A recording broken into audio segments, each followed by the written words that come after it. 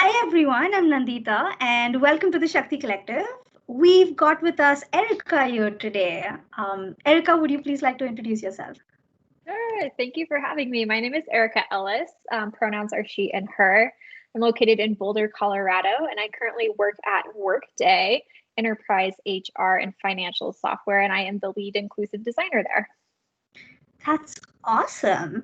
And so, if you had to describe accessibility, and I know you mentioned inclusive design, so if you had to describe inclusive design in 3 words, what would you say?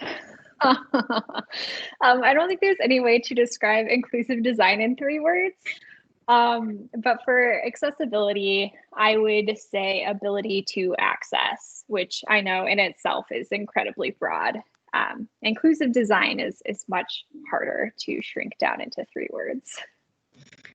I completely agree. And so, thinking about, why you care about inclusive design and why you care about accessibility, is there a story or is there any particular reason, that drives your passion in that field? Yeah, I mean, there's so many things to be honest, but like I can track back to when I was growing up. My great grandmother, who I was lucky enough to have around all the way into college, which is incredible. But she was deaf, and she would become deaf later in life. So she would read lips.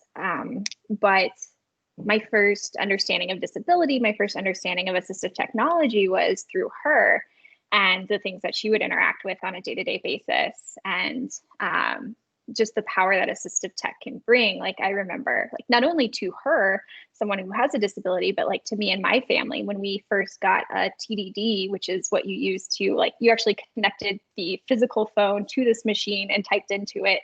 But then I could talk to my great grandmother whenever I wanted to, which was something that I couldn't do before. So help those with disabilities, but it helps those who love people with disabilities and really everybody. So that was really impactful for me. I love that. And so, what was your first aha moment with accessibility? Oh man. Um, I don't know that there's like one moment, but I think over time, just the realization that accessibility truly enables everyone to interact with experiences, products, what have you, better than they could previously. So the fact that it's not limited to just improving the experience for folks with disabilities, but everybody. That makes sense, absolutely. And so, during the course of your journey and career, is there someone, and I know it might be hard to nail one person down, but someone or a couple people who have had that influence on your accessibility professional career? What kind of lessons did they teach you? Oh my goodness. So I really started my deep dive into accessibility here at Workday. So a lot of the big influences in accessibility for me have been a part of the teams that I'm still working with. And like when I started at Workday and in my accessibility journey here, it was very like high level. I was like, I know that this one thing is not accessible. Color contrast. I was a designer before. I'm still a designer, right? Color contrast is a pretty basic entry for designers to get into accessibility. So that was my entry point. And then I like got connected with our accessibility team, which at the time was very tiny.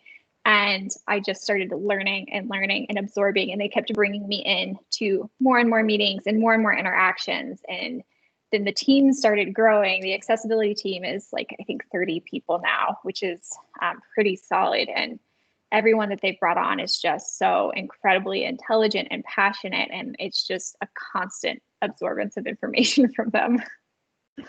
That's incredible. And it sounds like you're obviously surrounded by all these amazing people that, influence each other and really keep that energy going. So that sounds pretty incredible. And so thinking about, what keeps that energy going for you, what keeps you inspired to continue working in the space? Um, People. I know that's a really like general answer. But when I graduated from college, I graduated from like graphic design, so very heavily visually design focused, and started my first job in like UI UX. And I had this coworker who's like, sort of like a tagline for her practice was design for people. And that just resonated so wholeheartedly with me. And I think that's what's really driven me into accessibility and inclusive design, is that people have the right to access experiences equitably. And I want to be a part of creating that reality. I've been a bit of an activist, environmental justice, social justice. So all of these things tie very deeply together. And, I want to do my part to create equity in the world, which is a big, lofty goal, but baby steps. I love that. And so thinking about, getting to that goal and those baby steps, can you share some of your impact and, the work that you're doing right now as the inclusive design lead at Workday? Yeah. So like I said, this journey at Workday specifically started a little while ago. And then last year in October, so October 2019, myself and then another designer that I'd been working on this side hustle with pitched it as a full-time job. So in May this year, 2020, we actually formed a team, small but mighty, just like the accessibility team started here. So we have 2 full-time people dedicated to inclusive design. So it's awesome to be a part of a culture that not only enables you to pursue these passions as a side hustle to your full-time job, but also allows you to really shift the paradigm of your full-time work and what you're dedicated to and what the company should be paying attention to.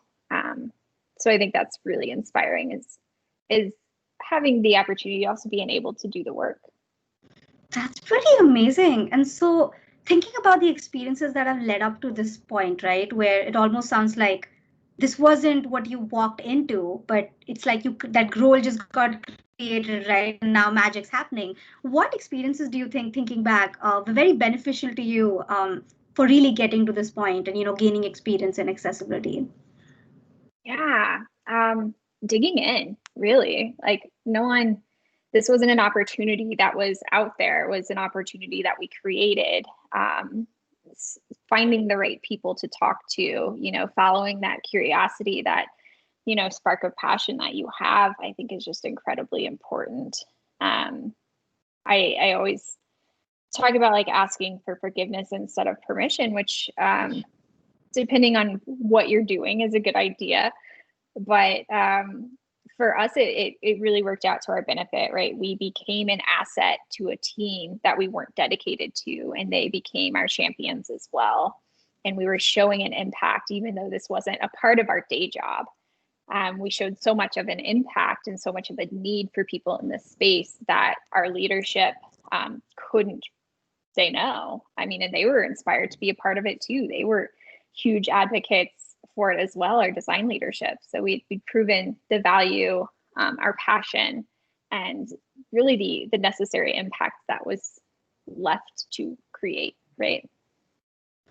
That makes sense. And so thinking about moving forward, right, where as a team or even as a company, how are you building support for accessibility in your overall organization? Because it sounds like you've already got it in your team. Your team's already an advocate, but moving that out, right? What are you all doing to build support? Totally. Yeah, I mean, we have an accessibility team of around 30 people, an inclusive design team of 2 people. The entire company is, over 10,000 people strong. So when you think of those numbers as ratios, it's kind of a drop in the bucket at that point. And even our UX org is, I think over 200 people now. So we have a lot of people to influence, and we were just a tiny little team in there. So we really focus around awareness and education. A lot of what we propose, especially with our team and the mission and the vision of our team, is that this is everyone's responsibility. Like, yes, we are this inclusive design team, but it is not our job to make every single thing that we put out inclusive, because that's impossible. 2 people can't do that. That's wildly unrealistic. So we really need to figure out how to enable and how to educate the rest of the people in our UX org, the rest of the people in the company on how these practices work and what they need to be doing to incorporate those practices into their day-to-day jobs. Because it's everyone's responsibility to ensure what we build is accessible and what we build is inclusive. That makes sense. That makes sense. Like everyone has to do their part for this to really work. Like it can't just fall down on, like you said, two people. So absolutely. Yeah. And so thinking about that, right? Thinking about some of the moments that you're like, okay, this is what keeps me going. What is your proudest accomplishment in accessibility? I know you may have multiple ones, but if you want to share a couple, like this is the moment that, I'm really proud of some of the work I've done. What comes to mind? Honestly, I think it's the formation of the team. It wasn't anything that anyone was talking about previously. It, wasn't something that was really being talked about very often. Like, of course, it would come up, like the need for it, but my coworker Emma and I, we did the research, right? We talked to stakeholders, we surveyed our entire UX population, and we did the work to determine what exactly was needed to solve the problem that our products weren't being designed inclusively. Like, yes, we had this idea that maybe the solution was this team, but we went in like knowing that this problem existed, did the research to figure out what was the best solution for it. And it did end up being this team, but we, processed a bunch of other different solutions as well. So I'm really proud of the work that we did to actually get us here into this team and assessing that problem, right? We're designers, we're researchers. Like, of course, that's what we did. Right. No, that's wonderful. And so in this process, even in your other areas of, learning about accessibility and inclusive design, what was something that you learned that surprised you or really took you by surprise? That, oh my gosh, I didn't really see this coming.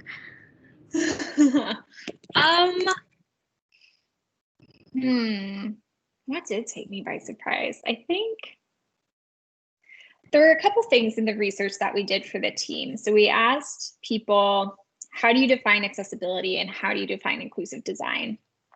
And I was surprised by both answers, which now is not surprising to me anymore. But for accessibility, like the general consensus was that it was access. Like I defined it at the beginning of this, the ability to access. I was much more expecting it to be focused around disability or around compliance, right? Because those are the tangible pieces of accessibility. So it was very like a good surprise to see people really thinking about it as this broader ability to access. And then inclusive design, it was really this gray area. Like it was beyond accessibility and people understood that, right? But no one could really define it in a way. And I think holistically, our research showed that it is this bigger gray area. People like understand the concept of inclusion, right? Like that's not complicated, but when it comes to inclusive design and how to implement that in their work, that's where there was this really big gray area, which is really what, we as a team are trying to work on now.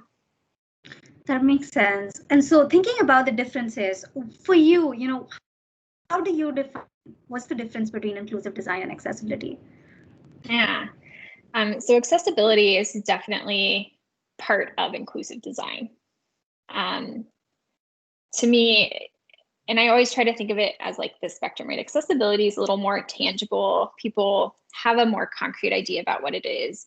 And then on the other side is inclusive design, where it can literally mean anything, right? So like the gray area is completely understandable, right? So accessibility, like, yes, we do focus on disability and the ability to access something, but how we're starting to define inclusive design is really around equity. So it's not good enough to just access, like you need to have an equitable experience. It needs to, well, we always talk about it in sort of the forms of the negative of like the consequences of what could happen, right? So if it's not designed inclusively, it could be inequitable, it could harm certain populations, it could dehumanize. So we really want to build around equity and dignity in our product, which is that step beyond accessibility. And we're dealing with gender, race, ethnicity, age, gender, all sorts of different things, just lived experiences, different perceptions when it comes to inclusive design. So that makes sense. That makes sense. But thinking about, I guess, the process, because it does sound like you obviously had to put in a lot of efforts to get to this point. For you, what's the most frustrating thing you faced in your career with accessibility? I think the most frustrating thing is that we're not all there yet. I think it's, and obviously like accessibility has been a thing for a very long time. People have been fighting this battle for years and years and years. And it is gaining that mainstream support. We're like, of course we need to be accessible, but there are still people who don't quite get it yet, and to no fault of their own, really, right? Like there's not enough education around it. There's not enough exposure. And again, that's a huge part that we're working on at Workday, is the ability to educate and create this awareness and have resources. Sometimes we talk about how accessibility in itself is not accessible because it's complicated, and the compliance of everything, and with CAG and like all of this stuff, it can be really overwhelming if you don't have, someone to kind of guide you through it. So making all of these different concepts and processes around accessibility and inclusive design accessible is really important. I completely agree. And like thinking about, you mentioned how accessibility itself has changed over time. For you, and even based on your observations, how has your concept of accessibility work changed throughout your career? Oh man, I'm gonna have to admit this. So like I said before, my degree is in graphic design, print design, to be completely honest. So yeah, I mean, I was very much a visual designer early in my career, and it's taken me a while to jump the hurdle of accessibility will make my designs ugly versus that actually not being true whatsoever. So visual designers, like we get stuck in the aesthetics of it, and we love, grays and light grays and gray text and like all of these like things that are very focused on being visually appealing to us on our Retina Max screens, when the reality is that most of the users of whatever it is we're creating probably won't be on that, right? Unless they're on, an iOS device, but like the resolutions of screens are going to be vastly different. And just because it's beautiful to me doesn't mean it's beautiful to someone else. And more importantly than the beauty and aesthetics of it, it's not going to be usable. And if it's not usable, it doesn't really matter if it's pretty. Right. No, absolutely. And so thinking about that, even for other people, you mentioned education's a very important piece of this. As you learn more, you'll grow more. For those people, who are trying to maybe even stand up accessibility in their organizations, do something similar, what advice do you give to them so they can be more effective change agents for accessibility? Do whatever you can. It's hard to get a foothold sometimes, like, when we started out, like we had no influence. We were just, two of many product designers in this UX org that had no background in accessibility or anything like that. But we started educating ourselves. We started bringing it up in conversations. So just the little bit that you can start getting a foothold, start doing it. You don't have to be an expert. And I think that's probably the biggest thing that's hard to overcome, right? It's like, I'm not an expert in accessibility. I'm still not an expert in accessibility. I don't have accessibility certifications, but in the grand scheme of things, like you probably know more than a lot of the people around you, and you have the ability to at least ask the right questions to start the conversation around accessibility. And, educate yourself, read more. Like sometimes I would be in a design critique and be like, oh, I just read this thing that says, how you're approaching solving this problem isn't really the most accessible solution. I'm going to share that article with you so that you can read it too. Like, let's talk about it. It's important not to be like, oh, that's not accessible. That's not right. accessible for someone to to start being open to the fact that, what they're doing may not be the best solution, being like, I'm not an expert, but I read this thing, like, let's have a conversation about it. That makes sense. And so you talked about this concept of an expert. What does an expert in accessibility mean to you? Like when you use the term expert. Oh, I don't think I'm the right person to ask this question. One thing that I absolutely love about the team that I work with at Workday is, like I said, like I have imposter syndrome. I don't consider myself an accessibility expert, but like our accessibility team, our accessibility SMEs are very much like, no, you are an SME. Like you are a subject matter expert in accessibility. They are constantly saying, you know a lot more than you think you do, and you know a lot more than the people around you do about accessibility. So I think it's just a matter of perception on who is or isn't an expert. Yeah, I don't really have a good answer to that question. It's very different. Like, I think for me, it's always a gray area too. Because it's interesting. I feel like you are an expert in your own experiences, so you can share those. But it's like a scale, I look at it, it's not, I guess as a double E, as electrical engineer, it's not digital, right? It's more analog. So it's not a 0 or a 1. It's more like on a scale. And as you gain more experience, I feel you can gain more expertise. But I don't think you ever get there. That's just me. But that's how I look at that. So it's so interesting to hear different perspectives on that. So thank you for sharing that. Yeah, I love that. I love that. Yeah, this is my little double E hat back of my head somewhere. And I know you mentioned that you're like really been working on that education piece, right? Really working on building that knowledge. And I loved how you brought up the fact about even building that safe space in your organization, right? Where no one feels attacked by the accessibility police that, hey, you're doing bad, slap on the wrist, right? Don't do this. What are some other things that, you and your team do? And, with you in your current role as the leader, how do you work with other people to really achieve that accessibility in your processes and products? Yeah, so one thing that we do, and this is broader than just accessibility and inclusive design at Workday, every week we have what we call design clinic. So it's opened up to absolutely anyone, because we have quite a few teams that actually don't have UX support because we just don't have the right ratios to support all of the teams at Workday. And as well for people who do have UX support, or UX people come all the time. I've signed up for Design Clinic myself. So we have Design Clinic where we have experts, right, from mobile, content strategy, accessibility, inclusive design, interaction design, visual design, and Canvas, which is our design system. And it's staffed for 2 hours a week. You can sign up for slots and you can come get feedback. So that's a really great way, because not only are you like opening it up to like every single type of UX practice, it's always there and always available for people to get those types of interactions, which is really great.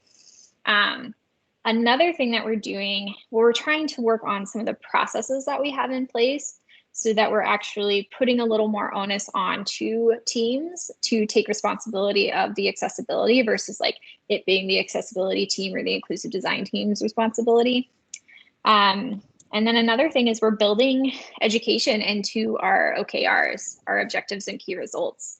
Like the accessibility team has put together this amazing, just like intro to accessibility in Workday products, like this really basic 101, but it's really accessible. And so for the UX org this quarter, everyone in the UX org needed to watch that course. It was 20 minutes. It's on demand. You can watch it whenever you want. So it's a very like low bar, but it's that step to getting everyone on the same page as to what accessibility is and what we're doing about it at Workday.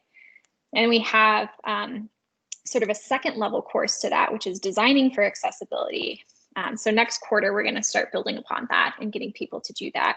And it's measured as part of our org success. I love that. That's exciting because you're building it into your metrics, and so it turns into an expectation as well. So that's amazing. That's really amazing. And which really brings me to my next question about how do you really change people's minds and hearts about accessibility? That's a great question. And it's kind of hard to answer. right? Like, I think the simple answer is that you have to build empathy. But that can look a ton of different ways. I think there has to be an awareness of it to begin with, and the impact of it beyond people with disability. We have to stop thinking about accessibility as an edge case, or as, right, like what is the 1/5 of users. It needs to be something that when we talk about it, it is to improve the experience for everybody, because I mean, that's the truth of it anyways. And then, you know, as we talked about earlier, it has to be part of the safe space. And I think especially when it comes to inclusion and conversations around gender and race and identity and all of these things, there has to be room to make mistakes. There has to be room to learn. You can't be expected to get everything Absolutely. right immediately.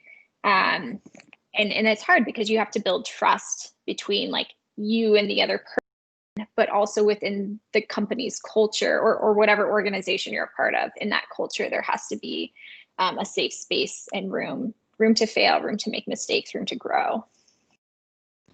I completely agree. That's very beautifully put. Really love the concept of building that safe space, and extending that out to the broader industry. And again, as someone who jumped into this field full time, just a year ago, there's so many barriers, even just within accessibility, right? And I know you kind of touched on that we need to make accessibility more accessible. So, thinking about that, how can we be more inclusive within accessibility itself? So this could go a couple different ways. I think part of it is ensuring that everyone knows that it's their responsibility to make things accessible. I think that's being more inclusive, right? It's not just the accessibilities team, but like everyone needs to play their part all the time, right? It needs to be continuous in the product development life cycle. And the other way I think is we need to broaden our definition of disability, right? Because most times people who aren't, in the accessibility field are like, oh, it's, well, if you're deaf or you're blind or you have low vision or you have a mobility disability. And like, yes, all of those are true, but those are all permanent disabilities. I know Microsoft has done some amazing work in really broadening the category of disability to temporal and situational. And I think that that's really important as well. And then it's easy for us to not ignore, forget, but not necessarily include like cognitive disabilities. They're hard to understand sometimes. They're a little more abstract than we're used to, and figuring out how to make software inclusive and accessible for cognitive disabilities is certainly a challenge. But even in that field, like thinking about anxiety or depression, or these mental health issues that so many people are facing, especially right now. Like, who doesn't have anxiety or a little bit of depression right now? I mean, it's 2020. So making sure that we're cognizant of all of that and how that's going to impact the way people interact with software within physical products, just in any type of experience that we're creating for people. Absolutely. And like you mentioned, there's so many disabilities that are invisible. So, you never know what someone's really going through. So that's so true. And, what advice would you really give to people who are thinking about jumping in and getting involved within digital accessibility? Do it. Very short answer. Just do it. Yeah. Jump in, start reading, start learning, start reaching out to people. I mean, the coolest thing about this part of the industry is like everyone is awesome. Not that everyone's not awesome elsewhere, but like we are focused. Awesome. Our work is to be inclusive, right? Our work is to make things accessible. So one thing that I've noticed is just that most people in this field are like just so willing to have conversations with you, to answer questions, to point you in the right direction. There's a lot to learn, so try not to get overwhelmed. That would be the other thing. I love that. Thank you. And so thinking about, one bite at a time, right? Like, what is that one thing that you can tell someone that they could go do today to really think about accessibility and achieve accessibility in the short term? Could be something as simple as, I remember reminding someone the other day, it's like, hey, you're posting all these LinkedIn posts for the organization we're working on, but can you ensure that we add all text? We can make it more accessible for screen reader users. It's really minor, but it can make a difference in someone's user experience. So what is one thing that you could tell someone that they could go do today? Yeah. So I would say social media is a huge thing, right? And most hashtags are all lowercase. Don't do that. I'd say stop doing all lowercase hashtags because it reads out as like gobbledygook on screen readers. So capitalize the first letter of every single word, and then that hashtag will actually be read out as a statement as you intend it to be read for folks with screen readers. I think that's super simple and a really great way to start building a more inclusive, more accessible community, right? Because a lot of us are all interacting on the internet right now because we can't be face to face. Absolutely. I love that. Thank you. Thank you so much, Erica.